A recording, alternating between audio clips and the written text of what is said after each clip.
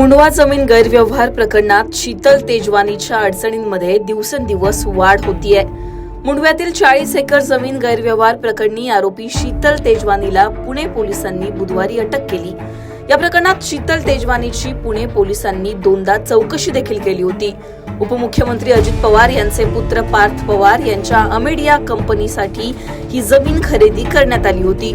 Police चौकशीत उघड झालेल्या सगळ्या बाबींनंतर शीतल तेजवानीच या प्रकरणामध्ये मुख्य सूत्रधार असल्याचं स्पष्ट झालं, त्यामुळे तिला अटकही करण्यात आली।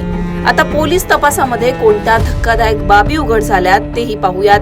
पोलीस चौकशीत समोर आलेली आणखीन एक धक्कादायक बाब म्हणजे शीतल तेजवानीने 2006 ते 2008 दरम्यान जमिनीच्या मूळ वतनदारांच्या वारसांशी विकसन करार केला होता।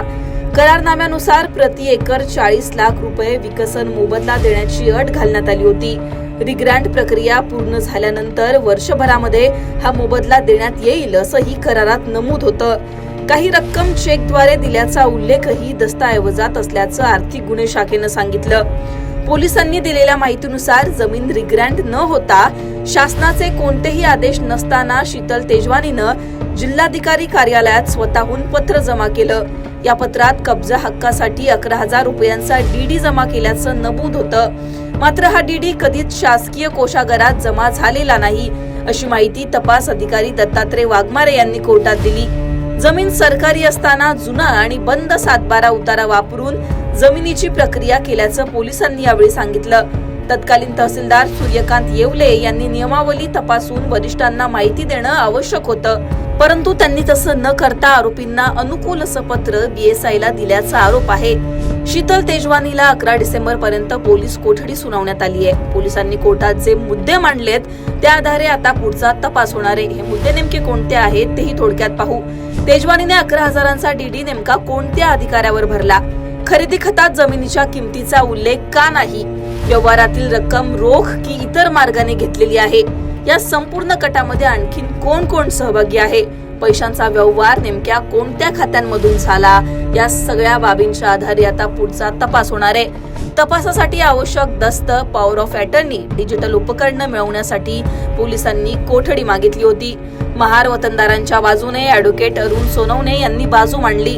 या प्रकरणामध्ये मास्टर माइंड आणखीन बरेच लोक असल्याचं ते यावेळी म्हणाले। ते नेमकं काय म्हणाले तेही पहा। 1955 ते जे काय सरकारने ती घेतली त्याच्यानंतर त्याच्याबरोबर कलेक्टरांचा आणि बॉटनिकल गार्डनचा यांचा करार झाला, परंतु ती भाडे करार होय, वतनदारांचा त्यात रोल आहे। पण आता मूळ पाहता ती भारत सरकार म्हणजे मुंबई सरकारची आहे आणि मुंबई सरकारचा असा 7/12 आहे, तो 7/12 बंद आहे। वतनदारांनी दिली कशी? वतनदारांनी नाही, वतनदारांनी 2006-07ला पॉवर दिली होती। का पॉवर दिली ती शीतल तेजवानी वतनदारांना असं आम्ही दाखवलं होतं, असं सांगितलं होतं की सदर जागा मी तुम्हाला सोडून देते।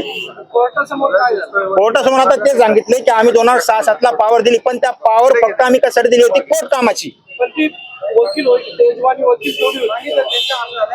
नाही, पॉवर आम्ही दिली होती पण ती कोर्ट कामाची होती।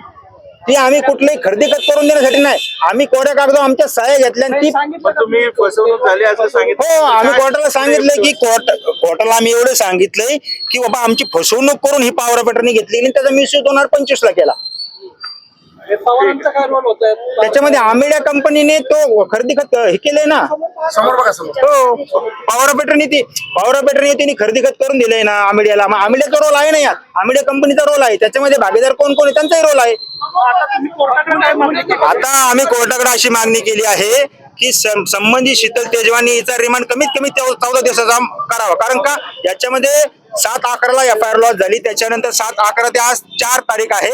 मधल्या 31 दिवसामध्ये 20 दिवसामध्ये ती कुणाला भेटली, काय भेटली, काय कारण, याच्यामध्ये कोण कोण अजून इन्व्हॉल्व आहे? शिवाय 300 कोटीचं ट्रान्झॅक्शन झालं, ते 300 कोटी कुणाला दिले, कुणाकडून घेतले, कुठे ठेवले, असं एकंदरीत पाहता आम्ही रिमांडला 14 दिवशी मागितलेली आहे। शीतल तेजवानी घ्यायची असं तुमचं दावा आहे का? नाही, याच्यामध्ये मास्टर माइंड आणखीच बरेच लोक आहेत। अमेडिया कंपनी आमचा आरोप आहे, अमेडिया कंपनीच खरेदी खत करून दिले ना, घेतलंय ना अमेडिया कंपनी दिग्विजय पार्क पॉवरची। येस, त्यांची ते भागीदार म्हणून ते आहेत ना दोघ जण, त्यांच्यामध्ये त्याचा रोल आहे ना। अमेडिया कंपनीचं पत्र आहे खरेदी खताला पत्र जोडलेलं आहे, त्याच्यामध्ये पार्थ पवारांची सही आहे आणि दिग्विजय पाटीलची सही आहे, ऑन पेपर येते। मूळची मुंबईतील नरिमन पॉइंटची रहिवासी असलेली शीतल तेजवानी सध्या कोरेगाव पार्क मध्ये वास्तव्यास होती।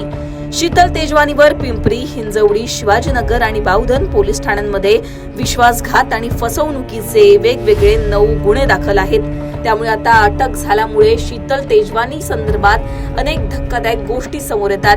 आता पोलीस तपासामध्ये आणखीन कुणाची नावं समोर येतात. या सगळ्या प्रकरणाचा मास्टर माइंड आणखीन कुणी आहे की शीतल तेजवानीच मुख्य सूत्रधार आहे? या सगळ्या प्रकरणात पुढील तपासामध्ये नेमकं काय समोर येतं हे पाहणं आता महत्वाचं असणार आहे. तुम्हाला या सगळ्या प्रकरणावर काय वाटतं? तुमची याबद्दलची मतं कमेंटमध्ये सांगा. लोकमतला सबस्क्राईब केलं नसेल तर सबस्क्राईब करायला विसरू नका.